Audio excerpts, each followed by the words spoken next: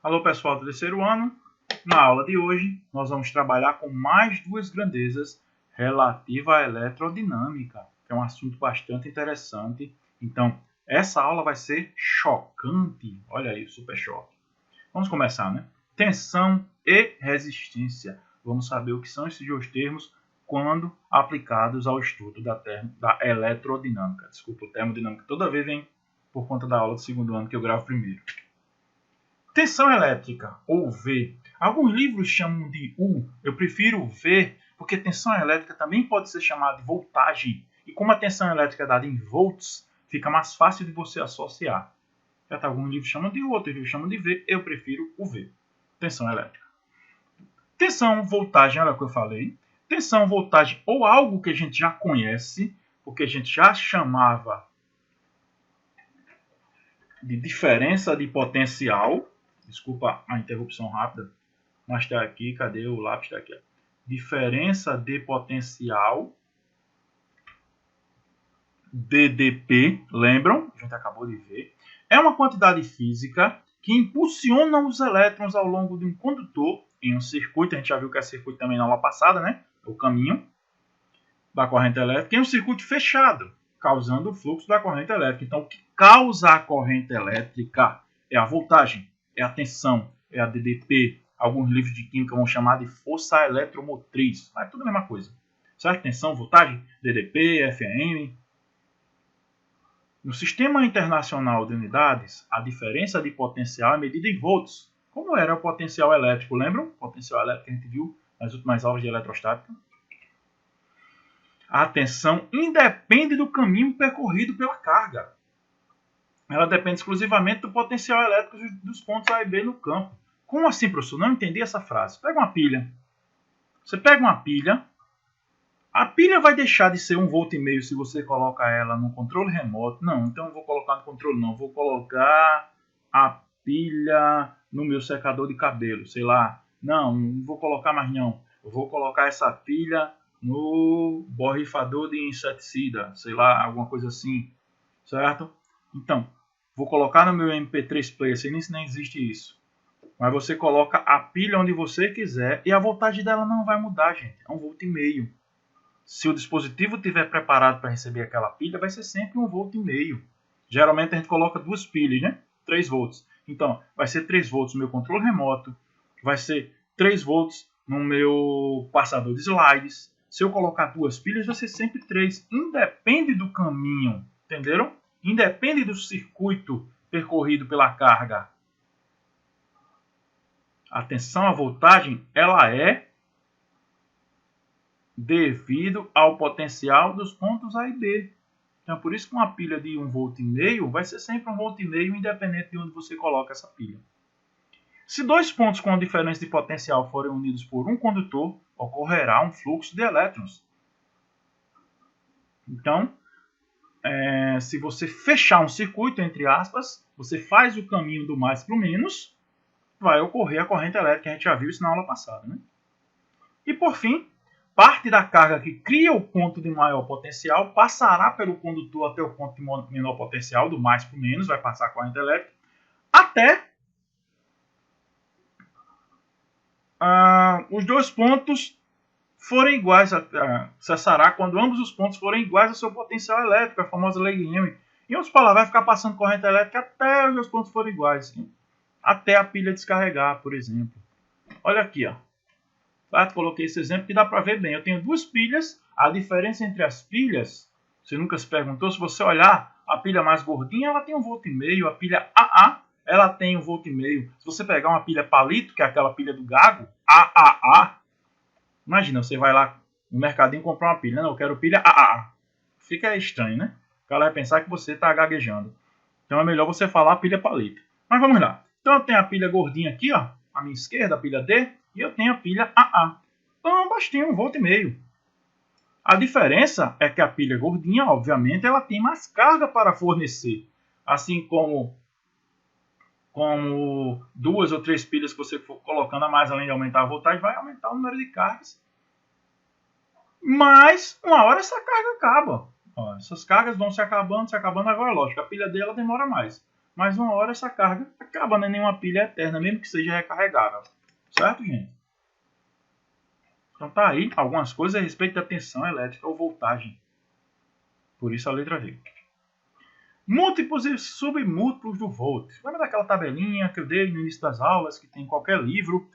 A gente aplica também com o volt, vai aplicar também com o ampere, vai aplicar também com a questão da resistência, que eu ainda não disse a unidade, mas é o ohm. Daqui a pouco eu falo sobre o ohm. Então, eu tenho aqui o volt, que é central. Aí, se eu multiplicar por 1000, eu tenho 10 a terceira, que é o kilovolt. Se eu multiplicar por 1000 de novo, vai ficar 10 a sexta. Eu vou ter o megavolts. Se eu multiplicar por 1000 de novo, ou seja, cada degrau desse vai subindo 3 aqui na minha potência, certo? Eu vou ter o gigavolt e por aí vai. E se eu for descendo os degraus? Os degraus, certo? Se eu descer 3 degraus, menos 3, milivolt. Eu desço mais um degrau, 3 não, 1, né? Se eu desço mais um degrau, menos 6 microvolts. Aí eu desço mais um aqui para o 10 a menos 9 nanovolts. Só lembrando a vocês dessas potências que formam os múltiplos e submúltiplos das grandezas físicas. Não são referentes só a volt, não. Certo? O volt aqui eu estou citando como exemplo até para relembrar essa escadinha aí. Mas essa escadinha serve para todas as grandezas que a gente for vendo. Todas as grandezas que trabalham com o sistema decimal. Professor, e tem alguma grandeza que não trabalha com o sistema decimal? Tem. Hora, por exemplo. Aliás, o tempo, né? Você não pega mega hora, giga hora, quilo hora. Não tem isso. Certo? Só para citar um exemplo. Eu até tenho, às vezes, milissegundos. Não é isso? Quando eu estou trabalhando lá com esportes de alta precisão, por exemplo. Mas não é o caso porque o tempo, horas, minutos, dias, o tempo ele não é uma grandeza decimal, é uma grandeza sexagesimal, então é uma grandeza toda confusa e bem diferente do que a gente está acostumado. Olha um exercício, vamos dar uma olhadinha? Comumente, se ouve falar, o ouve aí não está com H, certo, gente? Então bota o ouvido para escutar, que é ouve. Não é o ouve do verbo haver, aconteceu, é ouve mesmo, escutou.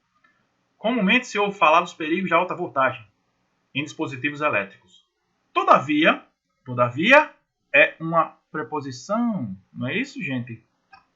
Todavia, porém, contudo, mais adversativo, ou seja, vai vir algo contrário à ideia que eu estava trabalhando aqui na aula de português. Conjunção, aliás, a despreposição é conjunção, certo? Bom, não vem o caso porque não é aula de português, eu até posso errar. Todavia, uma alta voltagem pode não significar uma grande quantidade de energia se. Então vejam, isso aqui a gente está diferenciando voltagem das outras grandezas físicas. Voltagem de uma corrente elétrica, como eu falei na aula passada, que dá choque numa pessoa, que machuca, alô Jamile, é a corrente elétrica, não é a voltagem. Então eu posso ter uma alta voltagem, mas não vou machucar ninguém, porque não vai ter uma grande quantidade de energia. Então, qual é a resposta correta? Ah, professor, já sei, é quando a corrente for baixa. A corrente baixa pode ter alta voltagem e eu não vou sentir nada. Acertou. Agora, só que aqui ele não fala corrente. Aí a gente vai lembrar que eu posso falar, ó, I é igual a delta Q, por isso que a gente começa com essa análise. Lá na aula passada você pode lembrar. Eu tanto posso falar corrente como posso falar carga, porque elas não são iguais, mas estão relacionadas. Então, a resposta correta é a letra B de Boston. Boston, nos Estados Unidos, para ninguém pensar besteira. A quantidade de carga envolvida for baixa, ou seja, a quantidade de corrente é baixa. Pode ter alta voltagem, o cara não sente nada. É estranho, mas é a verdade. Olha só essa curiosidade, só para a gente ter ideia. Por que os pássaros geralmente não tomam choque em fios elétricos? Olha aí a cambada toda reunida, todo mundo lá fofocando. Isso aí é a internet da fofoca. Pássaro não tem o que fazer mesmo, fica olhando a vida dos outros. Então por que é que eles não tomam choque? Esses miseráveis estão olhando ali a minha vida, estão olhando o que eu faço. Curiosamente, os pássaros conseguem pousar sobre fios elétricos encapados ou não sem levar choque. Essa é para quem disse. É porque os fios estão tudo cobertos, professor. Olha aí, você errado. Os fios poderiam estar desencapados também. certo? Os pássaros estariam pousando do mesmo jeito para rir da sua cara. Inclusive, fio de alta tensão, o pássaro pode pousar dependendo até da alta tensão.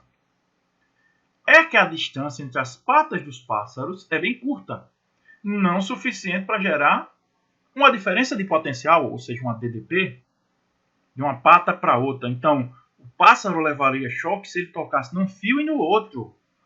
Então, eu vou riscar aqui, Satinho, acompanha aqui o ponto verde, está aqui, ó. Se o pássaro botasse uma patinha aqui e outra aqui, já era. Ia virar torradinha de pássaro. Pássaro torrado. Porém, se o pássaro desequilibrar e encostasse em outro objeto, já era. Então, por isso que às vezes a gente encontra. Professor, eu já encontrei pássaro morto, pássaro, mico, saguim, tudo eletrocutado, porque são os desavisados, né? Os pássaros que não cursaram o ensino médio. E os saguins também. Se uma pessoa, por descuido ou curiosidade, pegar um fio com as duas mãos, nada acontecerá também. Eita, vou pegar agora para ver se é verdade. Cuidado, olha a continuação. Desde que ela esteja como pássaro, sem encostar em nada além daquele fio. Então, se você conseguisse voar, mas professor, então eu vou mandar outra pessoa me segurar, que aí eu não estou encostando em nada, quem está encostando é outra pessoa. Não interessa, gente, é caminho para a corrente. Leva a choque você e o outro besta que está lhe segurando. Não faça isso, certo? Você não pode pegar em um fio com as duas mãos, senão já era. É um choque. Para falar a verdade, você só precisa pegar com a mão, né? Só um dedo, bota o dedo no fio, já era. Você vai levar um choque. Então aqui, ó, o pássaro, safe bird, em inglês. Olha só, meu sotaque em inglês está melhorando, hein, gente? Nessa pandemia eu estou fazendo cursinho de inglês. Olha aqui, ó, safe bird é o pássaro que está seguro. São esses aqui, os fofoqueiros que eu falei para vocês. Olha na vida de todo mundo seguro. Tá no fio só. Certo? Wire é fio. Agora, esse outro abestalhado foi inventado de decolar, foi inventado de voar. Aí foi bater as asas. Quando bateu as asas, tocou no outro fio. Já causou aqui uma faísca, spark. Do inglês é faísca. E resultou no dead bird, que é o pássaro morto. Vai cair aqui, show. Show, pássaro. Certo? Então, vamos agora para a resistência elétrica. Está representado por letra R, que é outra grandeza física da aula de hoje. Então, a grandeza física que vai me interessar, eu vou juntar com as duas que eu tenho e a gente vai ver uma das leis importantes da eletrodinâmica. Mas não agora. Agora a gente vai para essa grandeza aqui, ó, resistência. Olha, o nome já está dizendo aqui, ó, eu sou da resistência.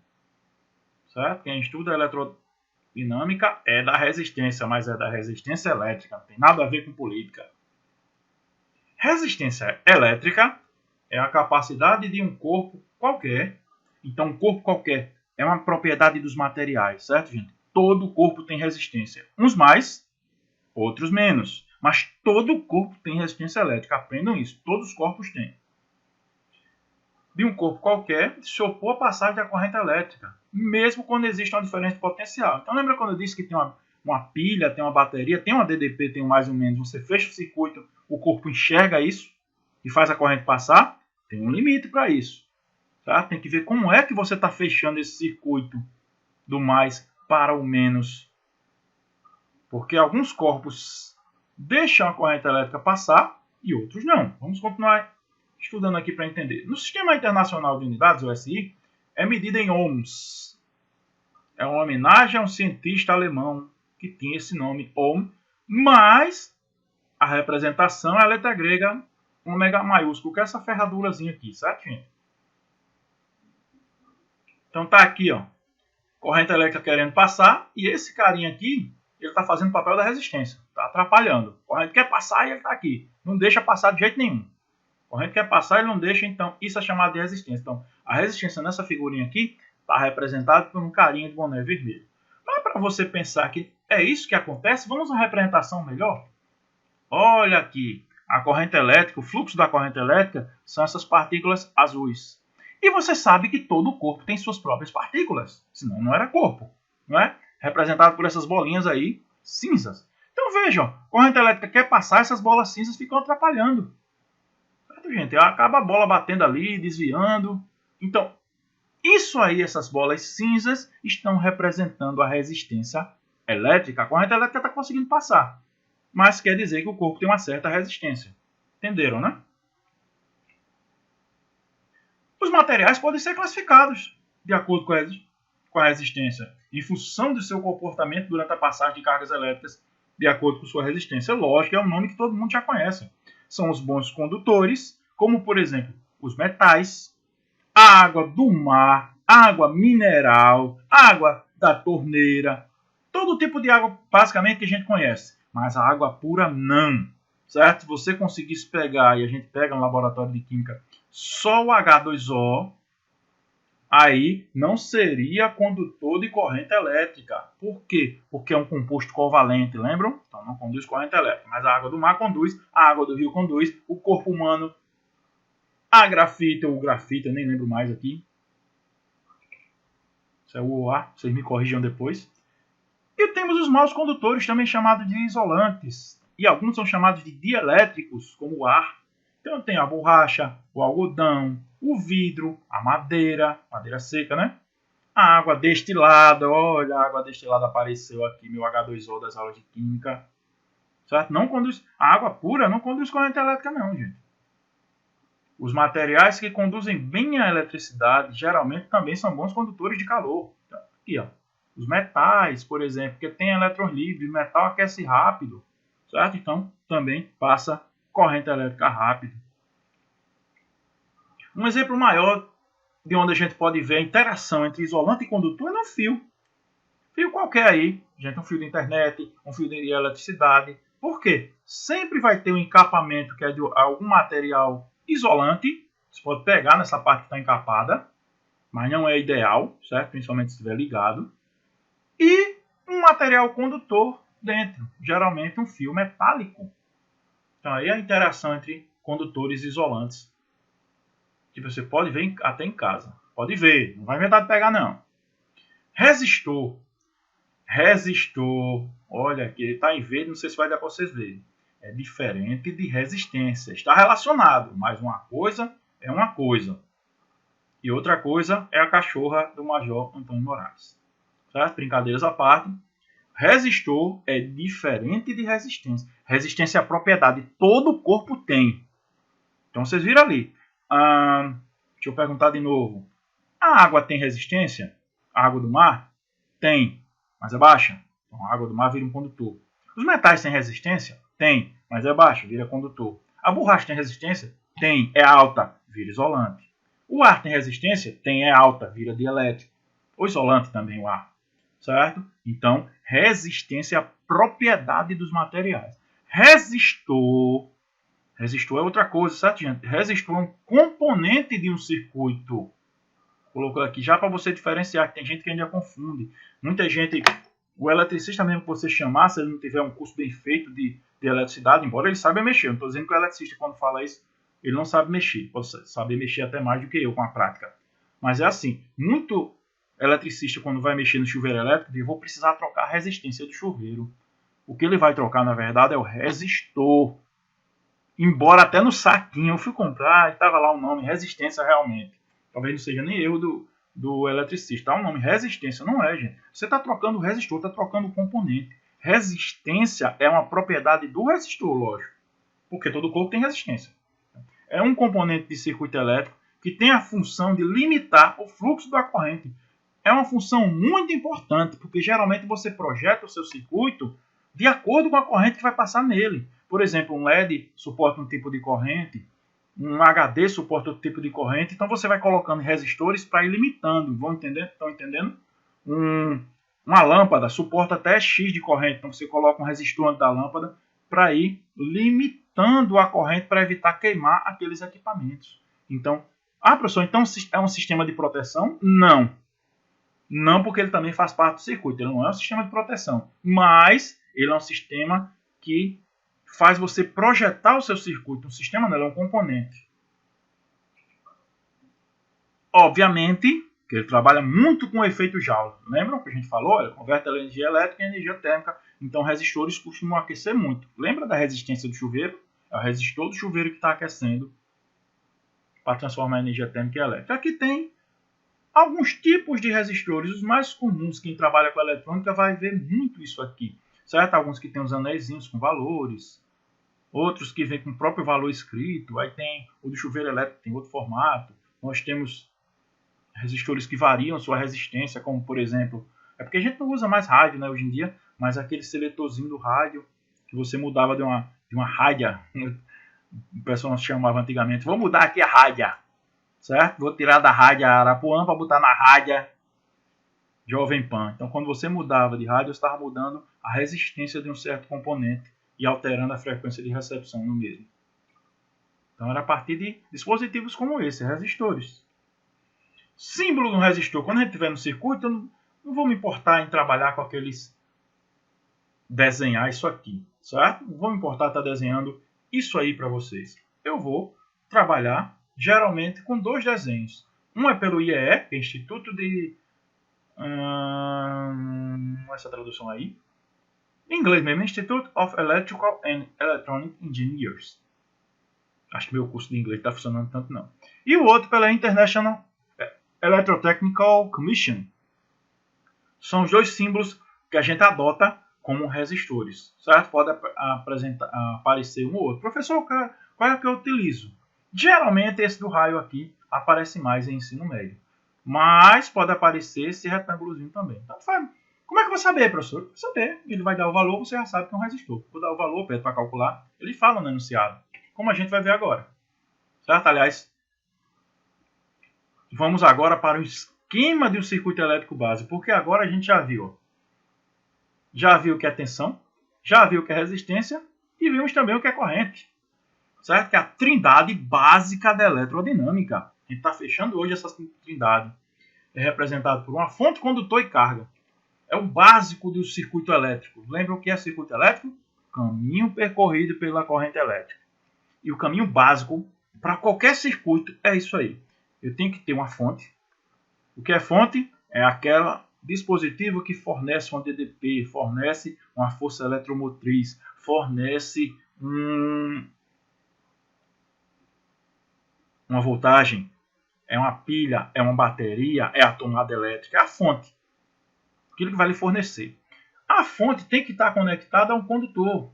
Aqui, ó, o condutor. Essa representação aqui, esse retângulo todo é o condutor que vai do mais e fecha aqui no menos, meu condutor. Certo? O condutor que estou riscando aqui de verde. Tudo isso é o condutor. O que é esse condutor, professor? O condutor pode ser o fio, pode ser aquelas trilhas de placa de circuito, condutores também.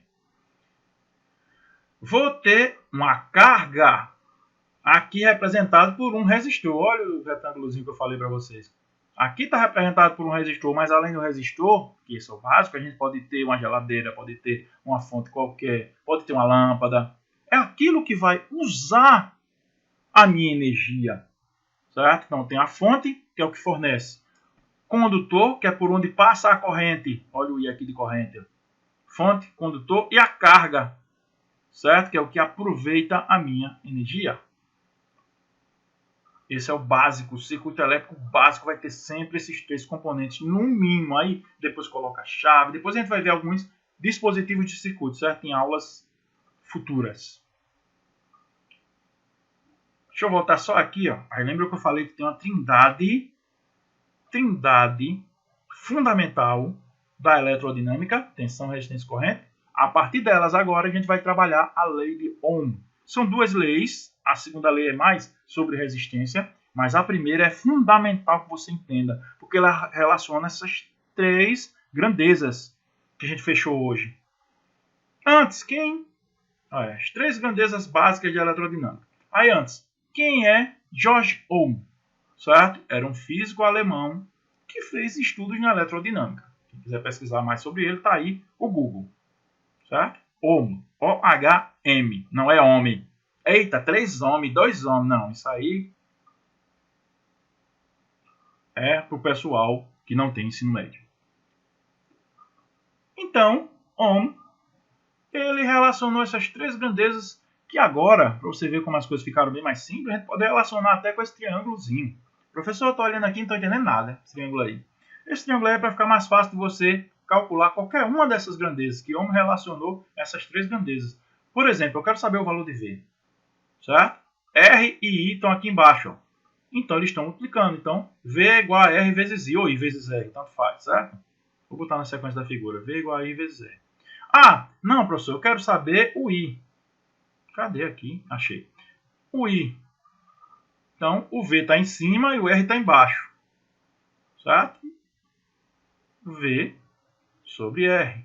Não, professor, eu quero calcular o R na minha questão. Então, o V está em cima e o I está embaixo.